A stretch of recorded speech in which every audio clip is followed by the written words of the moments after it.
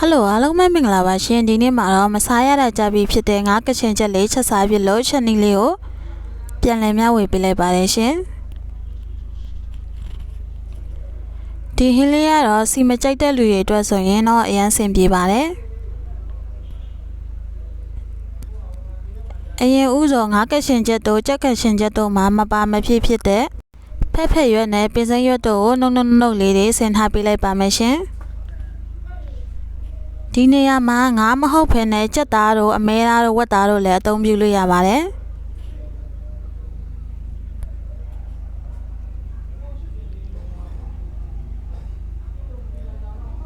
အတီးရွက်တွေကိုကြိတ်ဆက်နဲ့ကြိတ်မယ်ဆိုရင်လည်းရပါတယ်ရှင်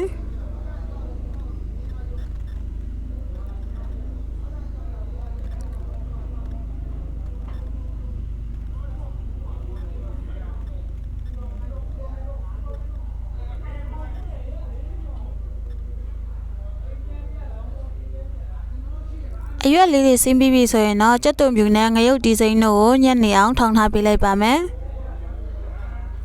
အစိုက်ကြရင်တော့ငရုတ်ဒီကိုများများထည့်ပြီးတော့ထောင်းနိုင်ပါတယ်နော်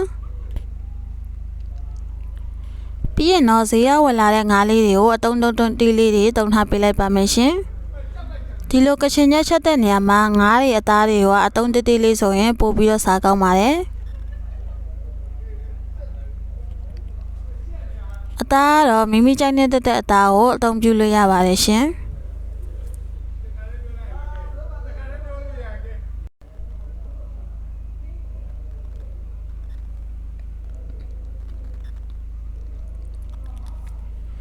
ငါးလေးတွေအနီတော့3လေးတုံးပြီးပြီဆိုရင်တော့ချက်မဲ့ဝတ်တစ်ခုတော့ထည့်ပါမယ်ပြီးရင်တော့ခဏကနှုတ်ဆင်ထားတဲ့အရွက်တွေရဲ့ငရုတ်တွေနဲ့ကြက်သွန်ဖြူထောင်းထားတာလေးရဲ့ကိုရောနေပါမယ်ရှင်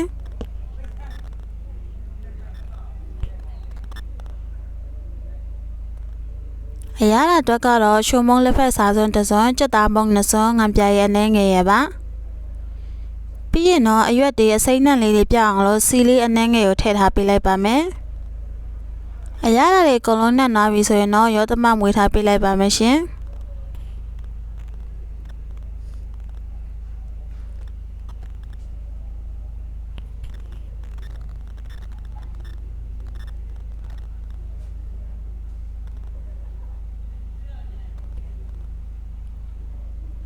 ပြီးရင်တော့ရေလေးအနှဲငယ်ထည့်ပြီးတော့တည်ထားပေးလိုက်ပါမယ်နော်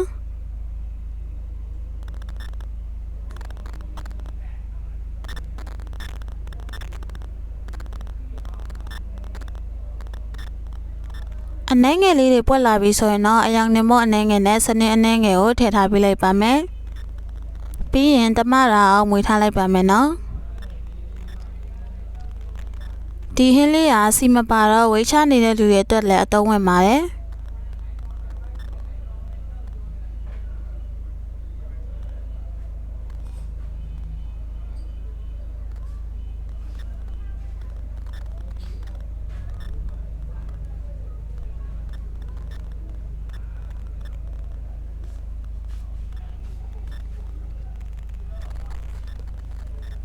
ဟင်းရည်လေးတွေပွက်လာပြီဆိုရင်တော့သူ့ကိုအရည်လေးနည်းနည်းလောက်ချန်ထားပြီးတော့ထည့်ပါမယ်ရှင်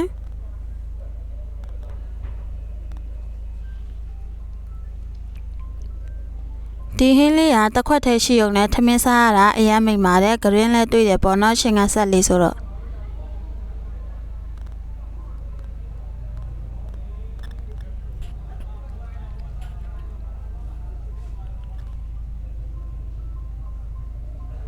ဒီဟင်းလေးကတော့မချက်စားဖြစ်တာလဲတော်တော်ကြာပါပြီဒီနေ့မှာအင်ကိုအလွမ်းပြေလေးချက်စားဖြစ်တာပါ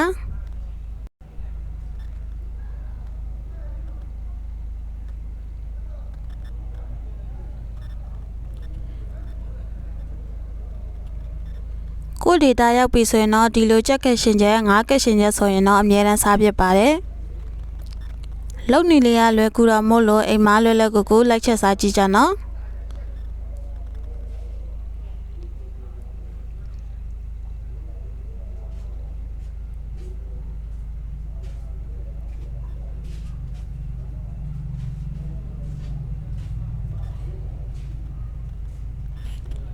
ဟင်းချက်တဲ့အချိန်မှာအရှင်ရတာလေးကြရင်တော့တံမြာဒီကိုညှစ်လို့ရပါတယ်ရှင်ဒီ ဒီမှာကတော့တံမြာရီအနှဲငယ်လေးကိုနည်းနည်းထည့်ထားပါတယ်ဗီဒီယိုလေးကိုဆုံးဖြတ်ကြည့်ပေးတဲ့အတွက်အားလုံးကိုကျေးဇူးတင်ပါတယ်ရှင်